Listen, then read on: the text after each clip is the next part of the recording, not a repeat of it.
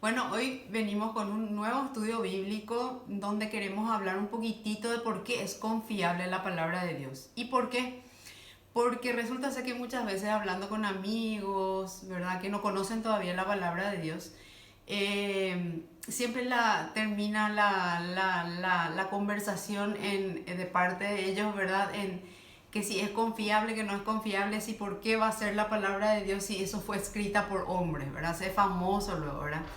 Y sin embargo, la Biblia misma dice: toda escritura es inspirada por Dios y útil para enseñar, para reprender, para corregir y para instruir en la justicia, a fin de que el siervo de Dios esté enteramente capacitado para toda buena obra. Cuando la gente dice que la Biblia fue inspirada, se está refiriendo al hecho de que Dios influenció divinamente en los autores humanos de las Escrituras, de tal manera que lo que escribieron fue la misma palabra de Dios.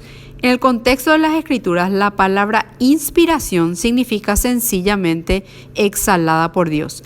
La inspiración nos comunica el hecho de que la Biblia es realmente la palabra de Dios y hace que la Biblia sea única entre todos los demás libros. Pero amén de eso también es importante que sepamos que la palabra de Dios es comprobable con el método científico también. O sea que la palabra de Dios, o sea, todo lo que está escrito dentro de la Biblia, que es la palabra de Dios, los acontecimientos, sucesos, todo lo que sucede ahí adentro, es comprobable a través de método científico, a través de evidencias históricas, no solo evidencias bíblicas, sino también las no bíblicas. Uno va revisando historiadores, va viendo los hallazgos, todos los hallazgos de evidencia manuscrita, sobre todo vienen también de fuentes no bíblicas. Hay historiadores como Josefo, Tácito y otros varios, ¿verdad? También es importante hacer una investigación directa de las personas que vivieron los hechos que luego fueron escritos por ellos mismos. Es decir, escrito por ellos, testigos directos de los sucesos. Por ejemplo, como Mateo, como Juan. Mientras que el Evangelio de Marcos y Lucas, o sea, Marcos y Lucas reunieron informaciones de otras personas que también vivieron esos hechos. O sea, también reunieron informaciones de testigos directos. Pero muchas veces se dice también que el Antiguo Testamento como que no está conectado al Nuevo Testamento, que eran como historias sueltas, medio fabulosas de antes, ¿verdad? Pero hay otra evidencia para dar validez al Antiguo Testamento, que es entre los años 700 y 750 antes de Cristo, ¿verdad? El profeta Isaías ya había profetizado quién iba a ser el Mesías, cómo iba a ser, de quién y en dónde nacería, cómo viviría, cómo moriría y que luego resucitaría. O sea, son datos muy precisos, muy específicos, ¿verdad?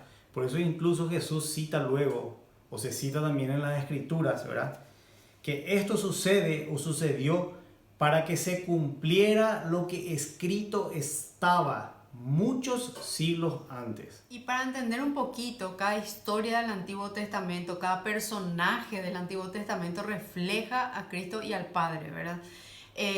Voy a dar un solo ejemplo de los miles que hay en el Antiguo Testamento. Por ejemplo, el caso de Abraham, que Dios le pidió que entregue a su hijo en sacrificio, ¿verdad? Porque Abraham le estaba dando demasiada atención a su único hijo, el hijo de la promesa que Dios le había prometido a él, que le entregue en sacrificio. Entonces, él sube al monte. Ustedes saben, los judíos tenían que dar en sacrificio animales puros, ¿verdad? Puros y sin manchas. Normalmente corderos eran, ¿verdad? Porque ellos criaban corderos. Entonces, criaban ovejas. Entonces, ese tipo de Abraham es el tipo de Dios entregando a su único hijo, y después allá al final proveyó del cordero, ¿verdad? Para que no muera Isaac por la obediencia a Abraham. Entonces, todas las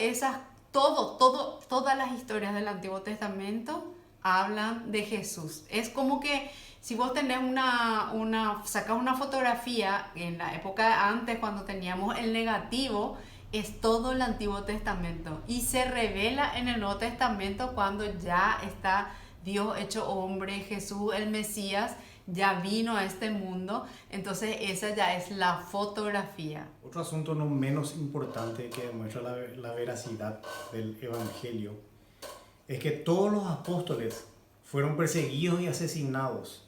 ¿Verdad? Todos los apóstoles que estuvieron con Jesús, que vivieron con Jesús.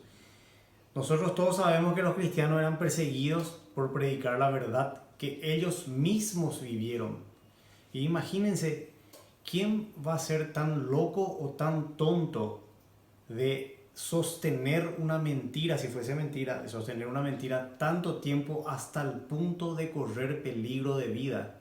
Y que de hecho fue así, ellos perdieron su vida o murieron por lo que ellos sostuvieron hasta el final, que era la verdad, lo que ellos predicaban, ¿verdad? Si esto no fuese verdad, no iba a ser así. Hay que tener en cuenta también que la Biblia fue escrita por más de 40 personas de distintas nacionalidades, que hablaban diferentes idiomas, que eran de distintas clases sociales, durante un periodo de tiempo entre 1500 y 2000 años, y ninguno se contradice. Eran personas, imagínense, de distintas clases sociales, hablaban distintos idiomas. Entre ellos estaban pescadores, reyes, pastores, estudiosos, etcétera, etcétera. O sea, imposible que exista una misma línea de espíritu, ¿verdad?, entre personas que ni siquiera se conocían, que eran de distintas épocas. O sea, demasiada variedad de personas, de demasiado